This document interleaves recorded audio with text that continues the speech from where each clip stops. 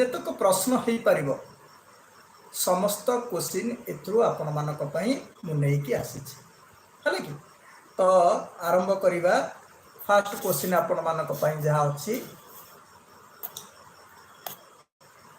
अच्छा देखि परथुए संग माने फर्स्ट क्वेश्चन आपण मानक पई अछि कोन ना which of the following most sorry टिके प्रॉब्लम हो जी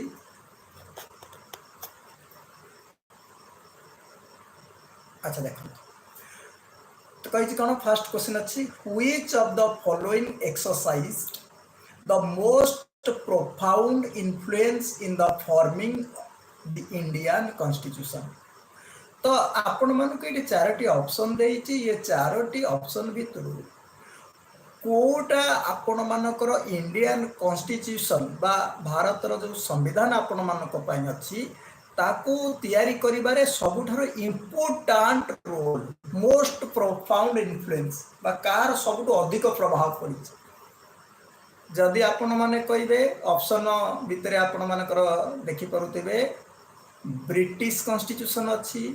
यूएस कॉन्स्टिट्यूशन अछि इरिश कॉन्स्टिट्यूशन अछि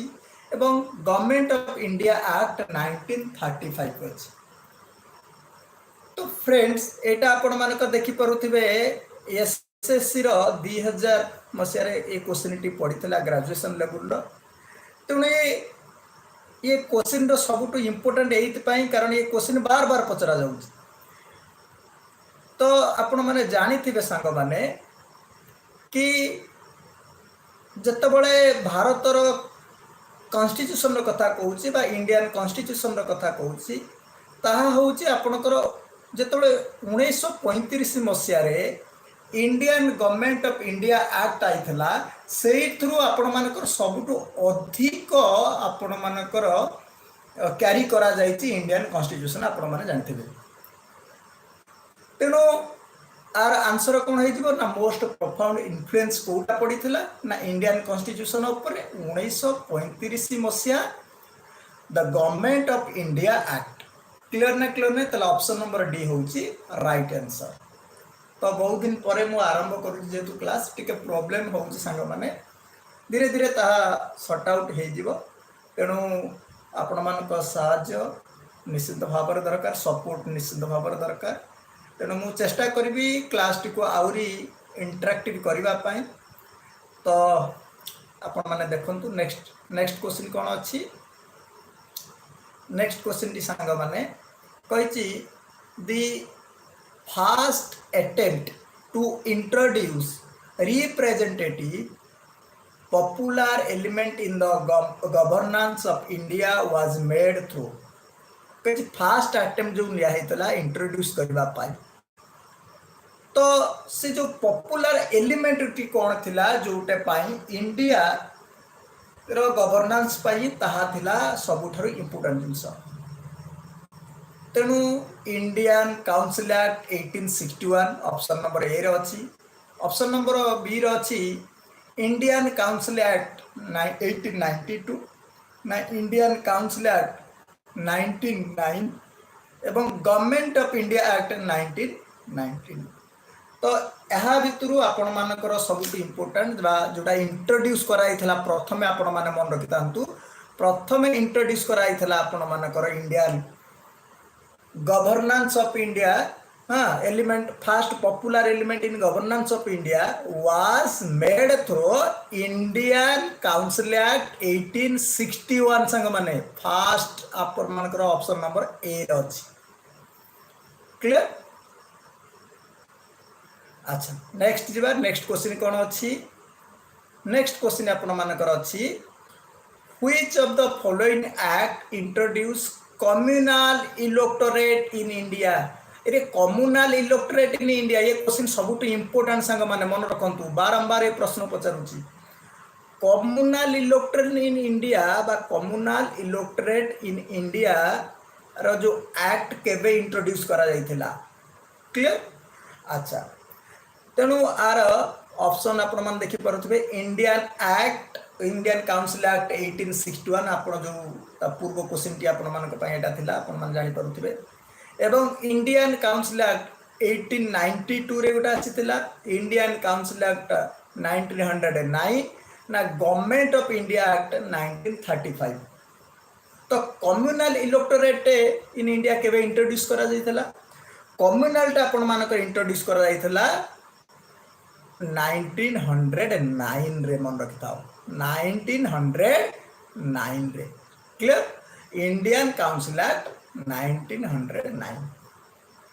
क्लियर। तो ऑप्शन नंबर सी होची आपण मानकर एठी राइट आंसर क्लियर संग माने option number 7 is C is the clear option number C is the right answer.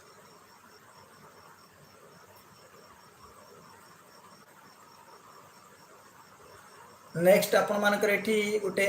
आजसन and reason question अछि एठी आजसन एंड रीजन क्वेश्चन ने देछि कोन ना the government of India act 1858। तो गवर्नमेंट ऑफ इंडिया एक्ट जो 1858 रे अछि that transport the governance of India from East India company to crown. तो एठी आपण माने जानि थिबे गवर्नमेंट ऑफ इंडिया एक्ट 1858 रे कोन हेतला ना ईस्ट इंडिया कंपनी हाथरू क्राउन हाथ को चली जाइतला आपण मानकर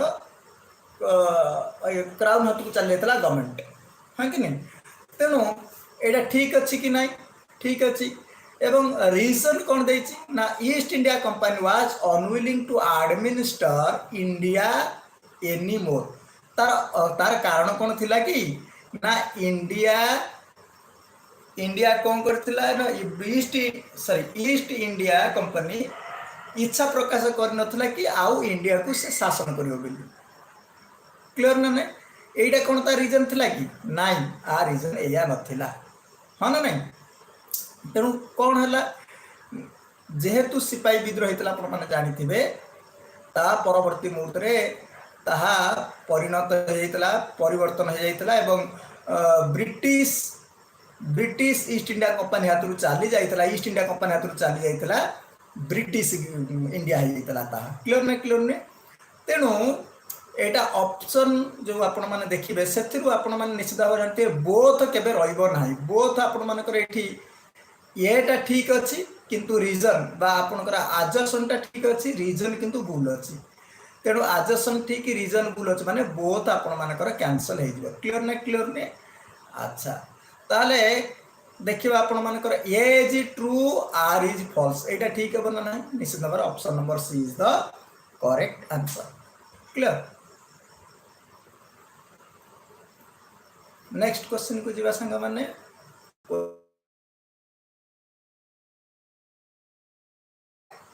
डायरची वाज इंट्रोड्यूस इन इंडिया को कहा जोगु बा क्यों डायरची जोगु आपण मानकर सॉरी क्यों एक्ट जोगु डायरची इंट्रोड्यूस करा जायतला इंडिया एक्ट जोगु बा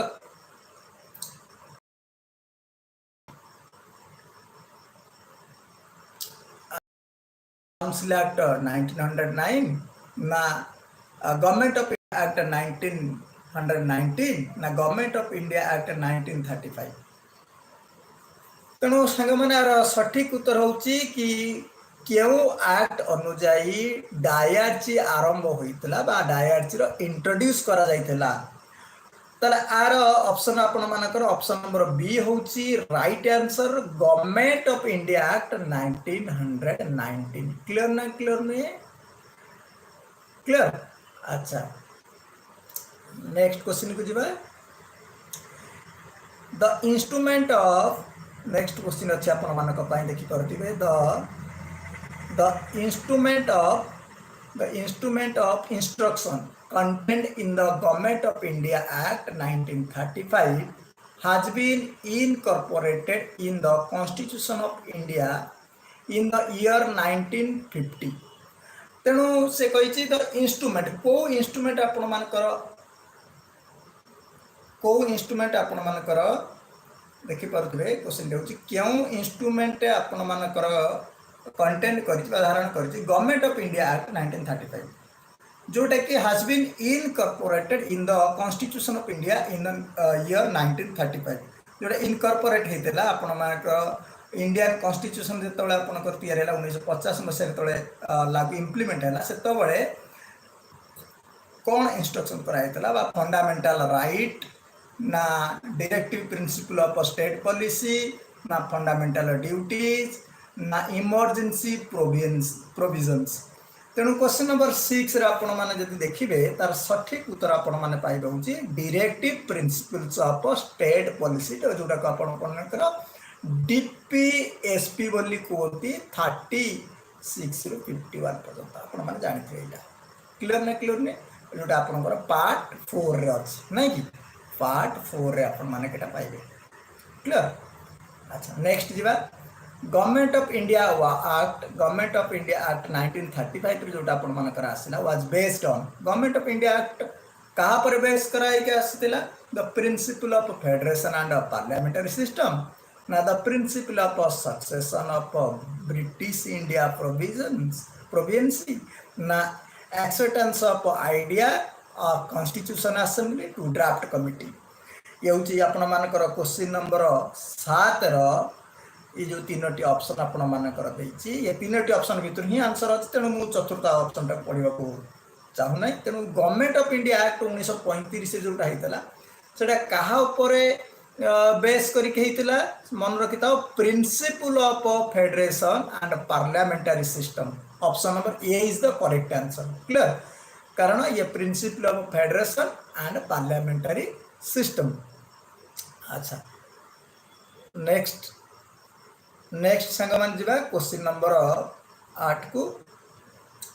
क्वेश्चन नंबर 8 आपण मानकर कोन अछि देखि नबा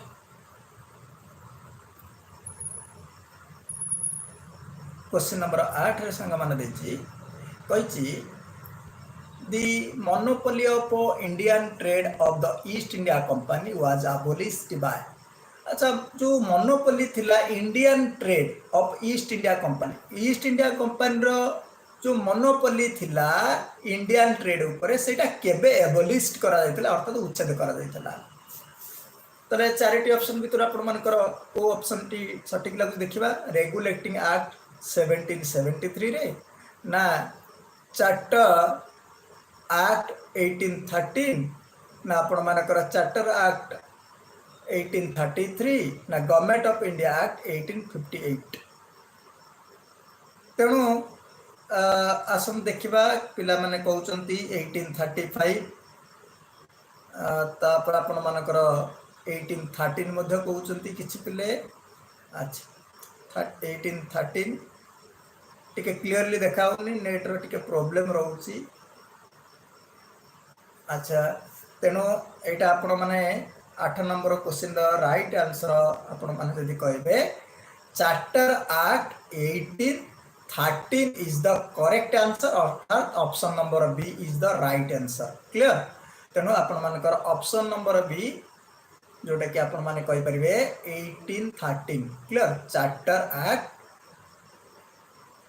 1813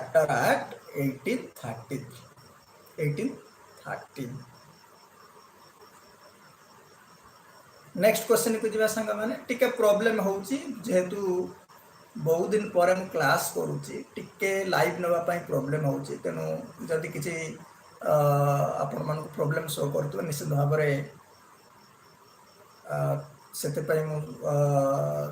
दुखित सॉरी तापरे संग माने क्वेश्चन नंबर 9 को जीवा कंसीडर द फॉलोइंग एक्ट अच्छा तो एमान के भितरु को एक्ट टे आपण माने कर करेक्ट क्रोनोलॉजिकल सीक्वेंस अछि हमें देखिबा अच्छा पिला माने फास्ट आपण माने कर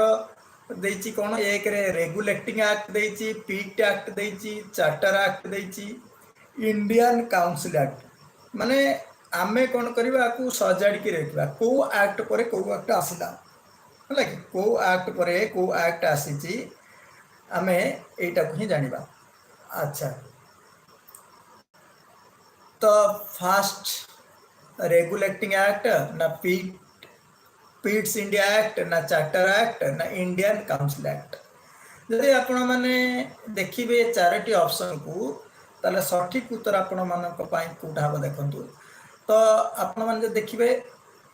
रेगुलेटिंग एक्ट फास्ट आसीला तापर आसीला आपण मानकर पीट एक्ट आसीला पीट इंडिया एक्ट तापर आपनकर चार्टर्ड एक्ट आसीला तापर इंडियन काउंसिल एक्ट आसीला तेणु option number A is the right answer fast कोन आसीला संग माने रेगुलेटिंग एक्ट आसीला तापर आपण मानकर पीट इंडिया एक्ट आसीला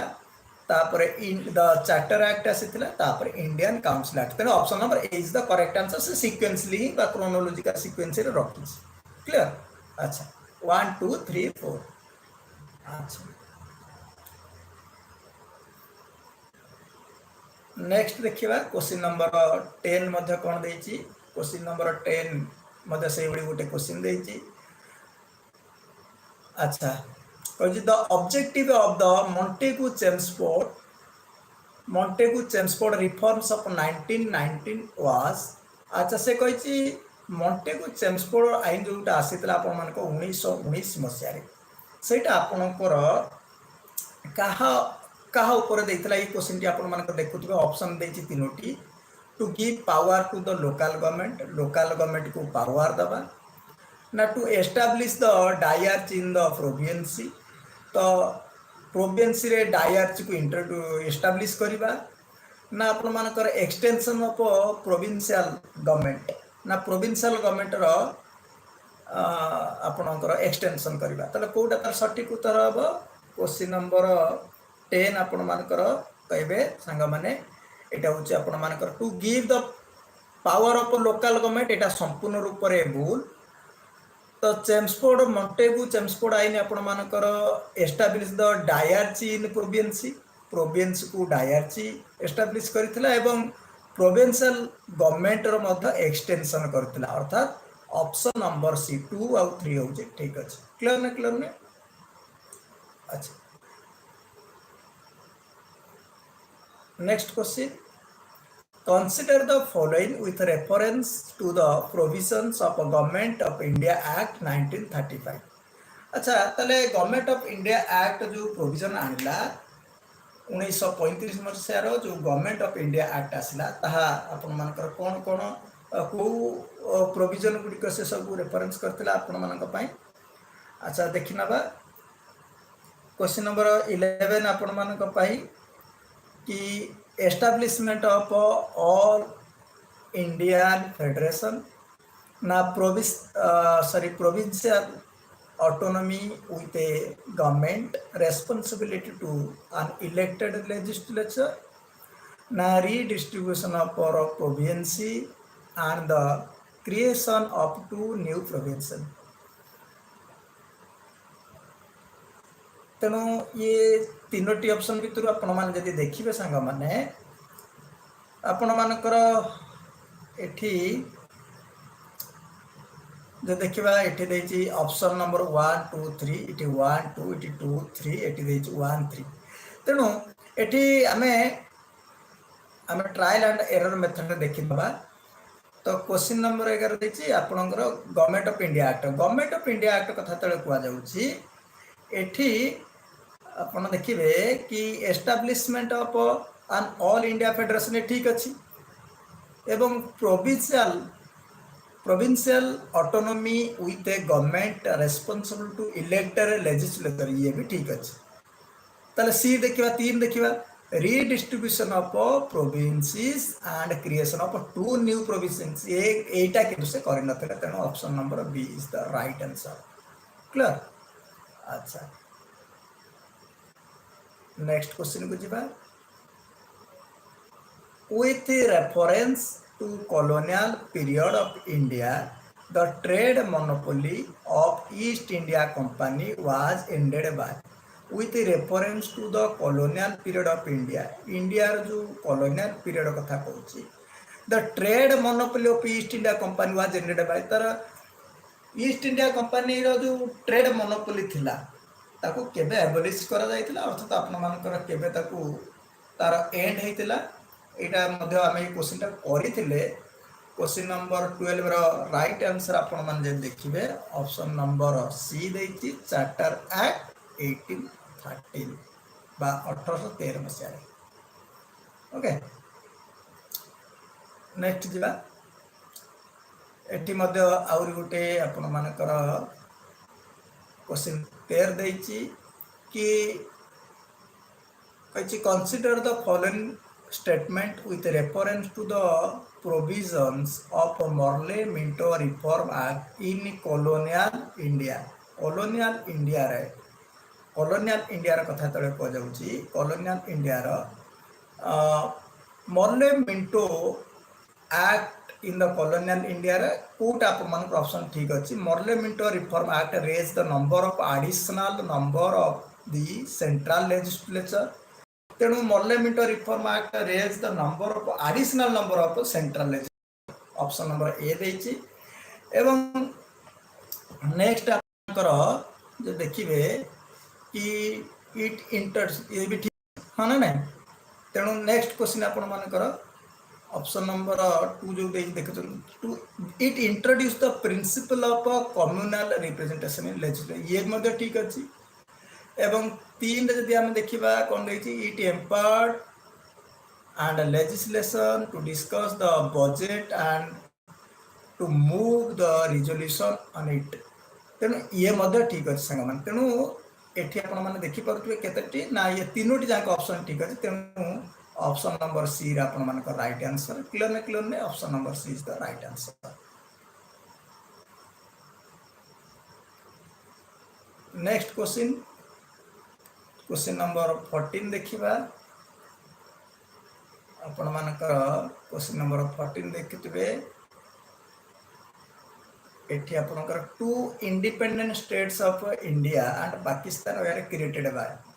अच्छा जो तेरा इंडिपेंडेंट स्टेट तेरेला गोटे इंडिया आ गोटे होचे पाकिस्तान एटा आपनकर केबे होइतिला बा को समय रहितला दि सिमला कॉन्फ्रेंस रहितला ना आपण मानकर क्रिप्स प्रपोजल रहितला ना कैबिनेट मिशन प्लान रहितला ना इंडिया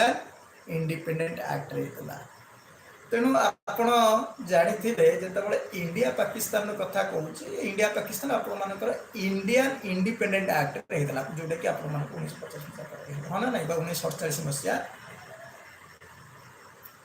अगस्त 14 आपण मानकर रहितला जानिथिबे. तेणु एटा होछि द इंडियन इंडिपेंडेंस एक्ट 1947 आपण माने जानिथिबे.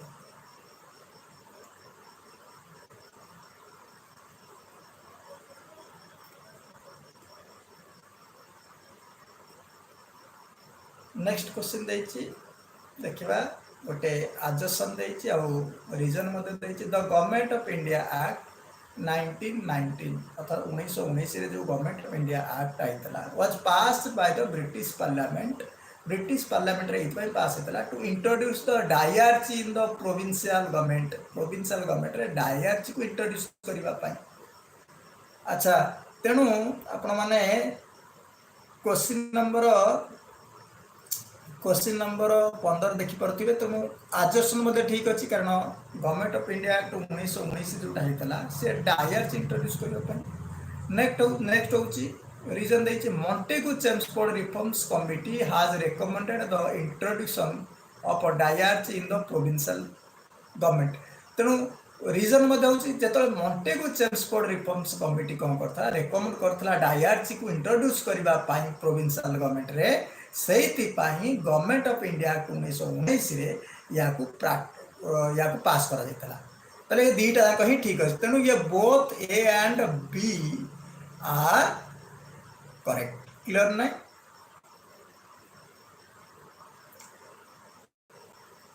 ताले option number A is the right. Next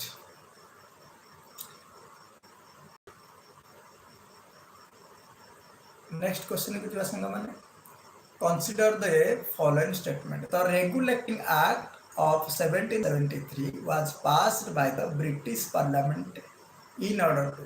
अच्छा रेगुलेटिंग एक्ट जोटा 1773 रहितला एटा पास कर जाइतला ब्रिटिश पार्लियामेंट रे हां ना नहीं. अच्छा इन ऑर्डर टू अच्छा कोन पाई ना आपण मान देखिबे क्वेश्चन नंबर 16 देखिबे establish the parliamentary control over the administration of the East India companies territory in India ना make the governor of Bengal as the governor general of Bengal ना end of dual system of administration in India which of this are correct एटी देछि आपण मन देखते ताले question टा out रे देखि नियंतु 1773 मसिया तो ब्रिटिश पार्लियामेंट रे रेगुलेटिंग एक्ट पास हेतला कोन पय पास हेतला ना आपण माने कहबे कि एटा आपनकर establish the parliamentary control over the administration of Indian East India companies territory in India एवं ये मध्य ठीक अच्छी make the governor of Bengal as the governor general of Bengal तो गवर्नर ऑफ बेंगल को गवर्नर जनरल ऑफ बेंगल करबा पई ये मध्य ठीक अच्छी end of dual system of administration in India which of this end of dual system it dual system रो मध्य एंड हेतला ये मध्य ठीक है option number A is the correct answer अच्छा तापर question number 17 the first definite step to provide the parliamentary control over East India company was taken by first definite step to provide the parliamentary control over the East India company was taken by तो प्रथम जो parliamentary step निया जाइथला control over the East India company ऊपर जो आपण मानकर तांकर कंट्रोल को आनिबा पाई सेटा केबे निया जाइतला 17 नंबर क्वेश्चन सटीक उत्तर अपन देखबा रेगुलेटिंग एक्ट 1773 रे तो होइतला हां ना से समय से डेफिनेट स्टेप निया जाइतला control over the East India company question number 18 की जगह the Montagu-Chelmsford report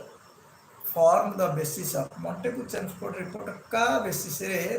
फॉर्म हेतला एबे हमें ये क्वेश्चन को मध्य करिचे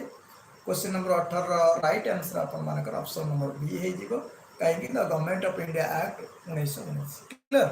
आ ऊपर Montagu-Chelmsford रिपोर्ट आस्तला आ गोटे एडजस्टन आ रीजन रा क्वेश्चन टे तेणु the government of India act 1935 1935 मसीह जो गवर्नमेंट ऑफ इंडिया एक्ट आसला and the constitution of India are both lengthy document आपण माने जानिथिबे इंडिया रा कॉन्स्टिट्यूशन मते सबटा लेंदी डॉक्यूमेंट एवं गवर्नमेंट ऑफ इंडिया एक्ट 1935 रे आसीथिला तेणु रीजन होची the government of India act reason जहा देखि परतबे government of India act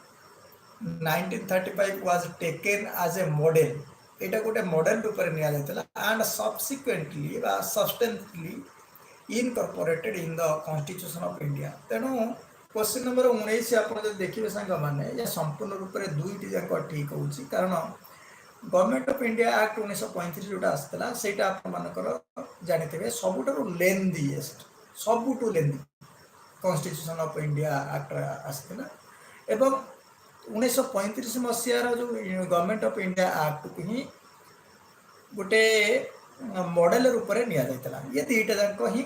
correct तेणु both A and B that means both A and are जोटा आपण माने कहबा एडजस्टमेंट एंड रीजन करेक्ट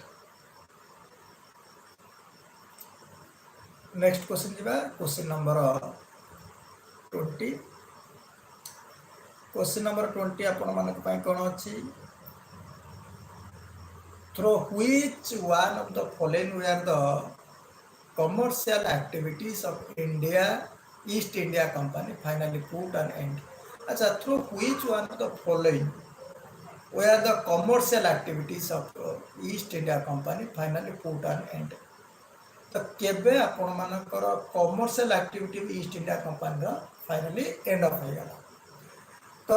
एटा आपनकर चार्टर एक्ट रहितला ना चार्टर एक्ट 1793 रहितला ना चार्टर एक्ट 1813 रहितला ना चार्टर एक्ट 1833 रहितला ना चार्टर एक्ट 1853 रहितला तो फ्रेंड्स एटा आपन मानकर क्वेश्चन नंबर 20 राइट आंसर हो आपन मानकर चार्टर एक्ट 1833 रहितला क्लियर ना नहीं यही समय तक commercial activities East India company रो finally put to an end next question की दिबा next question होची which of the following next question कौन देची देखिनबा which of the following vested the secretary of state for India with supreme control over the government of India. ଏମାନଙ୍କ ଭିତରୁ କୋଉଟାରେ ଆପଣ ମାନେ secretary of state for India ସମସ୍ତଙ୍କର control ତାଙ୍କ ହାତରେ ରହିଲା over the government of India. ଆଚ୍ଛା, ପିଟ୍ ଆକ୍ଟ 1784 ନା ଗଭର୍ଣ୍ଣମେଣ୍ଟ ଅଫ ଇଣ୍ଡିଆ ଆକ୍ଟ 1858 ନା ଇଣ୍ଡିଆନ୍ କାଉନସିଲ ଆକ୍ଟ 1861 ନା ମର୍ଲେ ମିଣ୍ଟୋ ରିଫର୍ମସ୍ 1909। ତ क्वेश्चन नंबर 21 ର ରାଇଟ୍ आंसर आपण मानक पई संग माने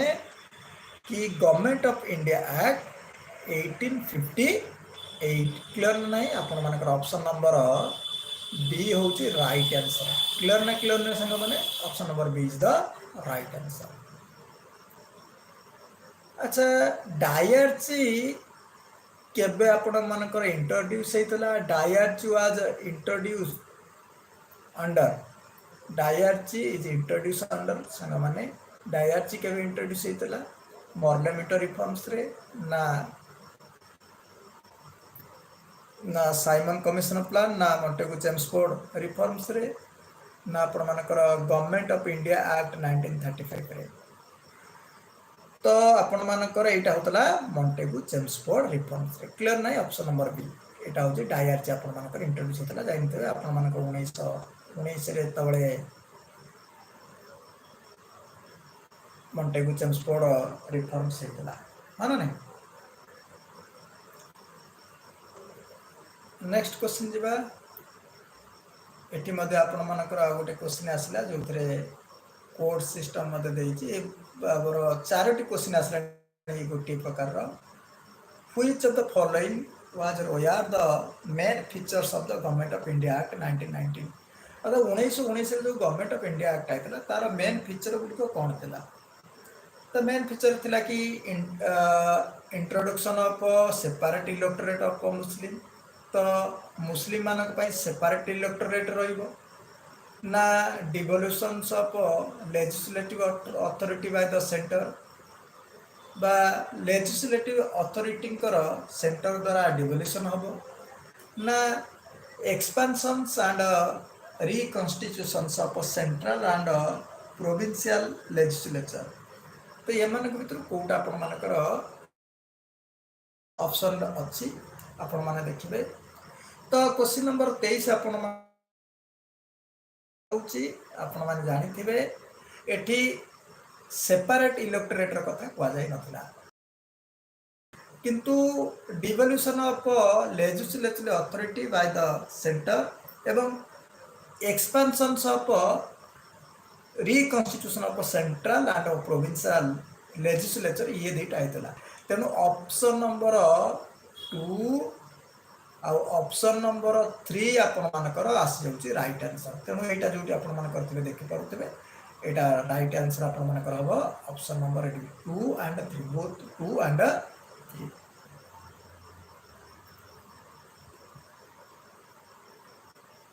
नेक्स्ट क्वेश्चन आपनकर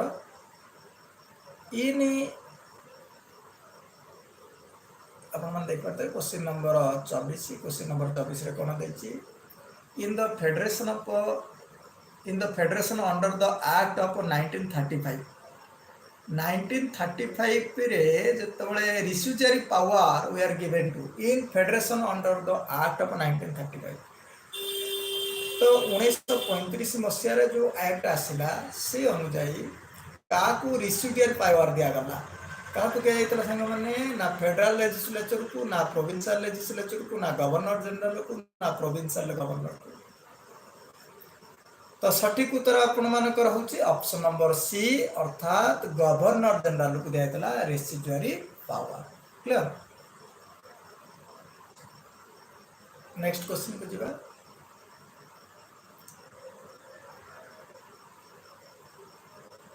Indian legislature was made by bicameral for the first time by। तो इंडियन लेजिस्लेचर जतबळे तयारी करा गला बाइकैमरल सेटा आपनकर केबे प्रथम केबे ना इंडियन काउंसिल एक्ट 1892 ना Indian council act 1909 the Government of India Act 1919, the Government of India Act 1935. तो question number 35 question number 25 right answer आपण माने देखिबे ती यार राइट आंसर होची government of India act 1919 clear नाही इंडियन इंडिपेंडेंस आपण मानकर इंडियन इंडिपेंडेंस अच्छा तेणु ये चारोटी ऑप्शन तार लिस्ट 2 रे देखि परथिबे लिस्ट 2 रे आपण मानकर इंडियन काउंसिल एक्ट 1909 रे कौन हेतला 1919 रे कौन हेतला 1935 गवर्नमेंट ऑफ इंडिया एक्ट रे एवं इंडियन इंडिपेंडेंस एक्ट 1947 रे कौन हेतला अच्छा जदि आपण माने देखिबे हम संग माने एटी आपण मानकर कोड देछि तेनो इंडियन काउंसिल एक्ट आमे गोटी गोटी करी करनबा इंडियन काउंसिल एक्ट जदि आपण माने देखिबे ताले एटा आपण मानकर 1909 रे आपण मानकर मरले मिट आपण मान जानथिबे एटा होछ आपण मानकर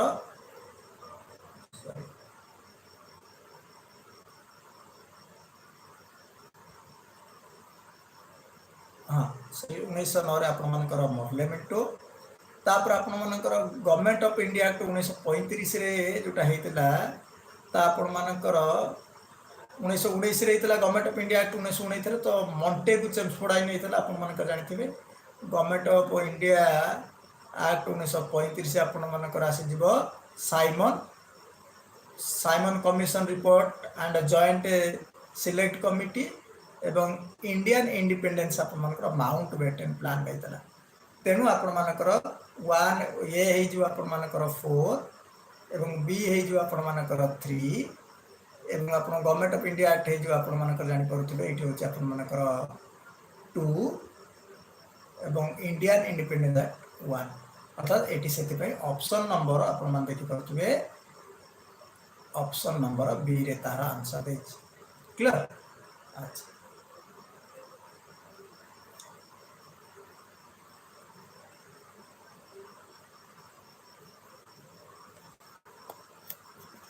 क्वेश्चन नंबर 27 नेक्स्ट क्वेश्चन को देखि परथिबे आपण माने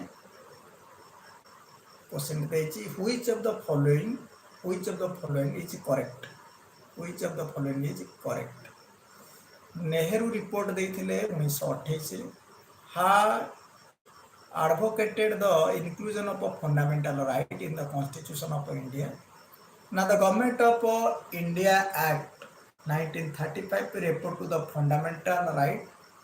ना August of 1940 include the fundamental right ना Cripps mission 1942 report to the fundamental right अर्थात ये कोची फंडामेंटल राइट रो इंट्रोडक्शन केबे हेतला अच्छा तो आपण संग माने जानिथिबे यह आपण मानकर नेहरू रिपोर्ट 1928 जेतबे आसीतला advocated the inclusion of fundamental right in the constitution of India तेन option number A is the correct answer तापर असला संग माने which of the following act was described by the Jawaharlal Nehru as charter of slavery तेणु केबे आपण मन करबा केउ एक्ट रे Jawaharlal Nehru charter of slavery describe करथिले तेणु आपण मानकर क्वेश्चन नंबर 28 रो राइट आंसर आपण माने पाई जिवे option number D government of India act 1935 रे क्लियर नेक्स्ट क्वेश्चन जीवा question number 29 in which year did parliament adopt Indian constitution को पार्लियामेंट केबे अडॉप्ट करला 1947 ना 1948 रे 1950 1952 तले सठिक उत्तर आपण मानकर कोन हे जो संग माने ना 1950 मसिया क्लियर अच्छा पुणी आसला से डायरची ऊपर आपण मानकर क्वेश्चन डायरची एट द सेंटर केबे इंट्रोड्यूस होइतला बाकी हम एक्ट इंट्रोड्यूस होइतला ये क्वेश्चन बारंबार पचरा जाउची जानि परथिबे तेनु वेरी वेरी इंपोर्टेंट ता आपण मानकर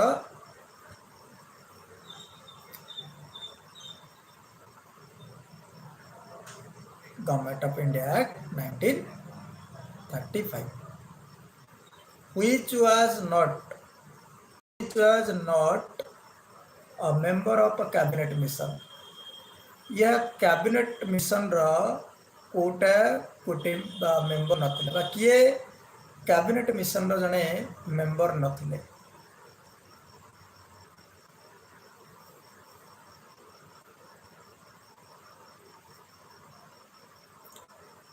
देखंतु आपण मानकर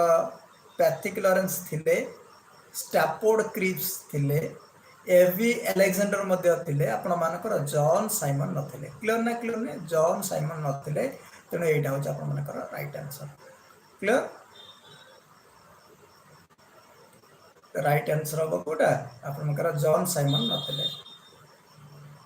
संगा माने मु जानी परुची आज टिके प्रॉब्लम होतबा कारण बहुत दिन परे मु लाइव नै कि डायरेक्ट आसीची सेति पय मते मते प्रॉब्लम होउची मते सैटिस्फैक्शन मते लागुनी किंतु धीरे धीरे ता परिवर्तन हे जिवो अपन मन जानथिबे मोर पूर्व क्लास गुडी करे।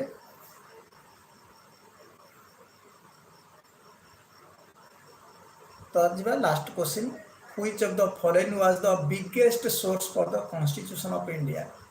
Indian constitution the biggest source अपन मानकर कोटा। तेणु गवर्नमेंट ऑफ इंडिया एक्ट 1935 ना गवर्नमेंट ऑफ इंडिया एक्ट 1919 ना द इंडियन इंडिपेंडेंट एक्ट 1947। तार सटीक आंसर संग माने कोन होबो ना अपन मानकर option number be in the government of India act 1935। तो 1935 मसिया जो एक्ट आसीतला सेतरो अधिकांश सोर्स हमें इंडियन कॉन्स्टिट्यूशन रे पाइबा। क्लियर ने क्लियर ने। अच्छा नेक्स्ट क्वेश्चन को जीवा आ अछि मात्र 5-6 क्वेश्चन। तो फ्रेंड नेक्स्ट क्वेश्चन होची the constitution of India came into force. तो इंडियन कॉन्स्टिट्यूशन केबे कार्यकारी बा आरंभ हला आपण मानकर चारिटी ऑप्शन देछि। डिसेंबर 9 1946 आरंभ होइतला आपण मान जानिथिबे। जनवरी 26 1949 ना जनवरी 26 1950 ना नवेम्बर 26 1951 फोर्स। तो option number next supreme court of India was set up by the supreme court of India. India जो सुप्रीम कोर्ट के India was set up by the कहा द्वारा सेट अप होइतला बा को एक्ट आसला पर सेट अप होइतला। तेणु ये आपण मैंने जानी रेगुलेट एक्ट आसला नहीं रेगुलेटिंग एक्ट 1773 रे आसला कलिकता रे आपण मानकर प्रथम सुप्रीम कोर्ट माने तबे आदि कलिकता हाँ ना नहीं कलिकता आपण मानकर प्रथम सुप्रीम कोर्ट आरंभ होता। Next question number 35 the distribution of power between centre and state in Indian constitution is based on the scheme provided in the। अच्छा जतबले सेंटर और स्टेट भितर इंडियन कॉन्स्टिट्यूशन रे जो स्कीम प्रोवाइड करा जाइतला को से डिस्ट्रीब्यूशन होइतला सेटा को पावर रे बा अर्थात केबे बा कहा द्वारा पार्लियामेंट रिफॉर्म 1909 ना मोंटेगू चेम्सफोर्ड 1919 ना गवर्नमेंट ऑफ इंडिया एक्ट 1935 ना इंडियन इंडिपेंडेंस एक्ट 1947। तो 35 नंबर क्वेश्चन राइट आंसर आपण माने मन रखंतु government of India act 1935 option number C is the correct answer. Next question आपण मानकर मध्य गोटे देछि आपण मानकर गोटे क्वेश्चन देखो ये क्वेश्चन टी कम देछि ना which of the following principal features of the government of India act 1919। तो 1919 गवर्नमेंट ऑफ इंडिया एक्ट हिसाब रे कोटा करेक्ट आपण मानकर देखिबा। अच्छा introduction of direct in the executive government of India province ना introduction of separate communal electorate for the Muslim ना devolution of legislative. एटा हम करिछि संग माने ये क्वेश्चन हम करिछि। ये क्वेश्चन सटीक उत्तर आपण मानकर 1 एंड 1 एंड 3 आपण माने कहबे इंट्रोडक्शन ऑफ डायरेक्ट एवं डिवोल्यूशन ऑफ लेजिस्लेटिव जोटा कि आपण मानकर सेपरेट कम्युनल एटा आपण मानकर भूल अछि। क्लियर ना 1919 हिसाब से। एवं आज class last question, Indian independence bill received the royal assent on. Indian independence bill केबे रॉयल असेंट पाइथिला। अच्छा, तो यहाँ हूँ आपण मानकर जुलाई 18 1947 मन रखिथे, जुलाई 18 1947 क्लियर। तो यह थिला आपण मानकर आज क्लास संग माने। तो मु निश्चित भाव में आज क्लास पर दुखित मुझे बारंबार कहूँ, कारण आज क्लास एत इनफ्लुएंस है ना विदाउट प्रिपेरेसन रे आपण मानक केवल जेहेतु क्लास बहुत दिन है मोर बंद रही, तेणु आरंभ करने आज क्लास नहीं। आसंता काली आमको अध्याय नंबर 2 अर्थात सेकेंड चैप्टर आम पढ़ा कॉन्स्टिट्यूशन असेंबली उपर आम जहाँ क्वेश्चन सब आसब पुणी आरंभ करवा। Keep supporting. Thank you for watching. नमस्कार, मुझे Pradeep sir. Thank you for watching.